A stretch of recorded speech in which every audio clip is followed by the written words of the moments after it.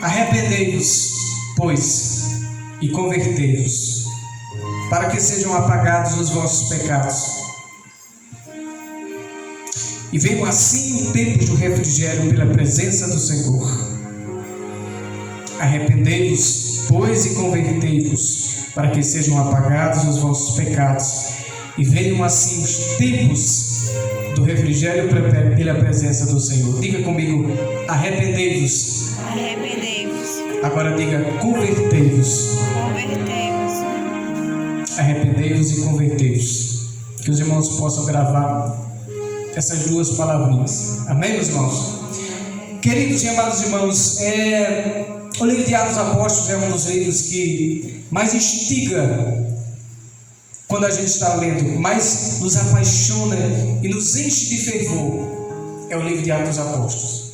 Porque quando nós lemos o livro de Atos dos Apóstolos, nós estamos vendo, irmãos, como foi tão lindo a operação do Espírito Santo sobre a vida dessa igreja, da igreja primitiva. O livro de Atos Apóstolos está, irmãos, todas as maravilhas, todos os prodígios feitos pelo Espírito Santo de Deus na igreja primitiva através dos apóstolos. É coisa linda quando nós lemos Atos dos Apóstolos, porque nós vemos tudo aquilo como foi o comecinho da igreja de Deus na terra, como se iniciou a igreja de Jesus Cristo depois da sua ascensão. Então é coisa linda quando nós meditamos nos livros de Atos dos Apóstolos, porque o autor principal de Atos dos Apóstolos, sem dúvida, é o Espírito Santo de Deus guiando aqueles homens. Nós sabemos que antes de Jesus ascender aos céus, ele já tinha falado sobre o derramamento do Espírito. Jesus, ele de várias formas e de várias vezes, Jesus chegou para os discípulos e disse: olha, fiquem tranquilos porque eu vou, mas eu não vou deixar vocês só. Eu não vou deixar vocês órfãos. Eu não sou aquele que vai e deixa o filho, o pai que vai e deixa o filho aí jogado. Não, eu vou para o Pai, mas eu vou enviar para vocês outro Consolador, para que esteja com vocês até a consumação dos séculos. Olha que coisa linda, irmãos. Olha o cuidado de Jesus Cristo. Olha o cuidado de Deus para conosco. Ele disse: eu vou, mas eu vou enviar outro Consolador, para que estejam com vocês até a consumação dos séculos. Às vezes a gente esquece, mas eu devo lhe lembrar nessa noite: você tem o Espírito Santo como guia para a sua vida. Às vezes a gente fica despercebido. Às vezes a gente passa, às vezes um dia, 2 dias, e nós esquecemos muitas vezes que quem está do nosso lado é o Espírito Santo da verdade. É o Espírito Santo de Deus, onde a Bíblia nos diz que é Ele que intercede por nós com gemidos inexprimíveis. Olha que coisa linda, irmãos. Sabe aquela hora que você se ajoelha na sua cama e a vontade é só de chorar, não dá vontade de falar nada? E a gente pensa assim: oh meu Deus, eu não orei de nada, só fiz chorar, Deus não ouviu nada. Não, fica tranquilo, irmãos. O Espírito Santo, ele tem essa função. Ele pega as suas lágrimas aqui embaixo e transforma em palavras lá diante de Deus. Essa é a função do Espírito Santo. O Espírito Santo, ele entra em nós e ele discerne. A Bíblia diz que ele consegue não saber a intenção do nosso coração. Ele consegue ir até na divisão da alma, do Espírito, esquadrinha os nossos pensamentos. Essa é a função do Espírito Santo de Deus sobre a nossa vida. E Jesus falava a respeito do Espírito Santo com os apóstolos. Eles não entendiam muito porque ainda não havia de ser derramado o Espírito Santo sobre o homem. Mas a Bíblia diz que Jesus, quando ele, antes de ascender aos céus, Jesus dá uma ordem aos discípulos e diz: olha, fiquem em Jerusalém, até que do alto vocês vão receber poder do Espírito Santo de Deus. Era a promessa que havia de vir sobre o homem. Era a promessa que haveria de se cumprir sobre toda a carne. A Bíblia diz que Jesus disse: olha, ficai em Jerusalém, até que do alto vocês serão revestidos de poder. A Bíblia diz que Jesus ascende aos céus, é assunto aos céus. Jesus sobe, e a ordem é: fiquem em Jerusalém. Os discípulos se juntam e vão para o templo. E eles começam a orar. Primeiro dia, eles perseveram na oração. Segundo dia, interessante, irmãos, que Jesus passa 40 dias depois de ele ressuscitar. Jesus ainda passa 40 dias ensinando os discípulos.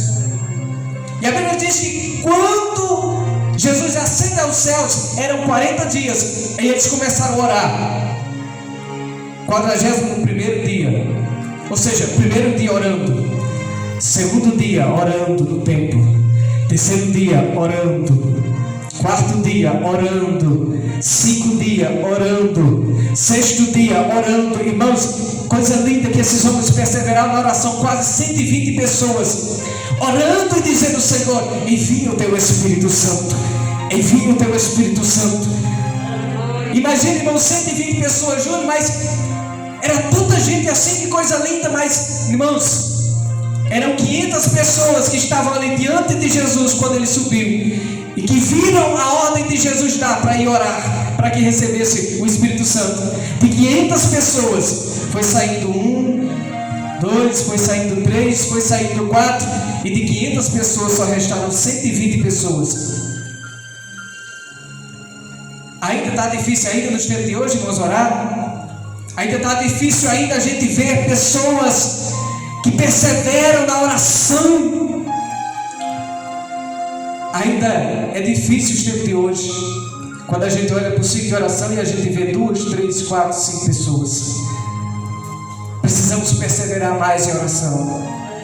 Precisamos ser perseverantes mais na comunicação com Deus, porque a oração, irmãos, é a única maneira de nós nos achegarmos a Deus. Eu não tenho como adquirir uma amizade com o Tião se eu não converso com o Tião.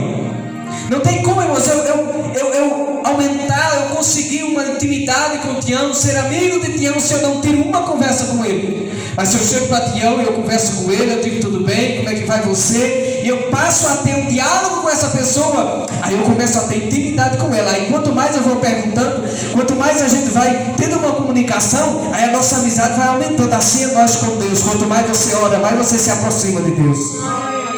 Aqueles povos perseveraram, irmãos, na oração. 10º dia, aí diz a Bíblia, cumprindo-se o dia de Pentecostes. O dia de Pentecostes significa dia de colheita, ou seja, o 50º dia. Peraí, Júlio, então se Jesus foi no 40º dia, ou seja, depois de 40 dias, no dia de Pentecostes completou 50 dias, então os discípulos passaram quantos dias orando?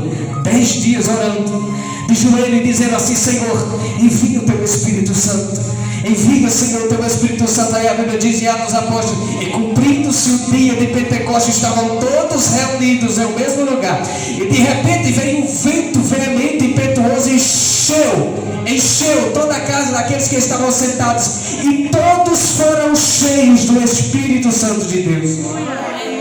A promessa caiu sobre a vida daquelas 120 pessoas, e a Bíblia diz que eles foram cheios do Espírito Santo a ponto de cada um ficar falando em mistérios com Deus. Eles falavam mistérios em outras línguas.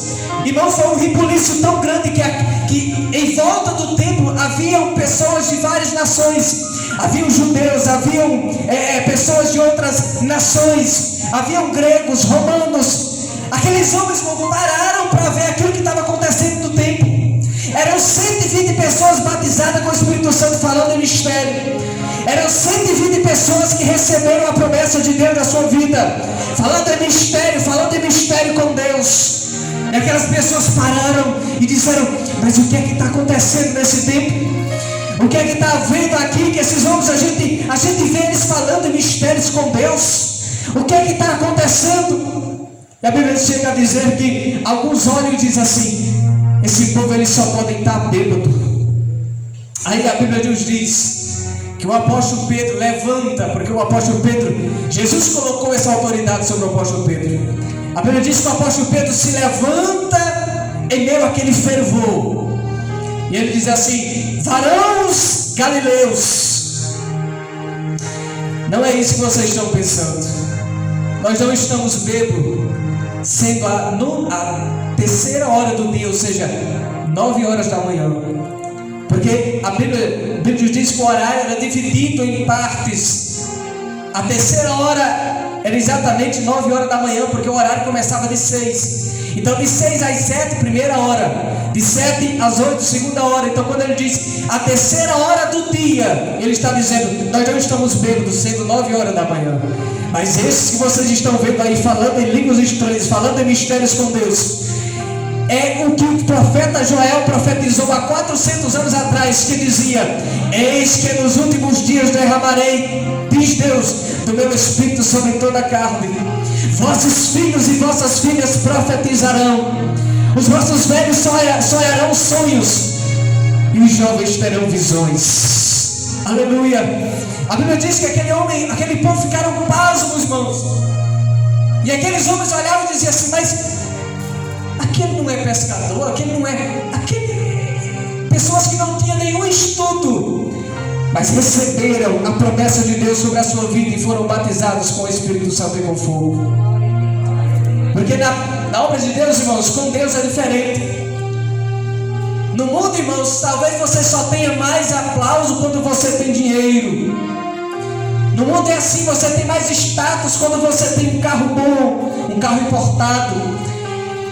A sua importância é medida com aquilo que você tem. Com Deus não. Ele pega aquele que não sabe nem ler, ele pega aquele que está lá no motor, ele erra e ele coloca entre os príncipes e faz assentar na mesa junto com eles. Deus é assim. Deus pega as coisas loucas desse mundo e confunde as que pensam que são sábias. Ele pega aquilo que acham que é fraco para confundir aqueles que acham que são fortes. Deus é assim. E a Bíblia diz, irmãos, que foi um alvoroço tão grande em Jerusalém,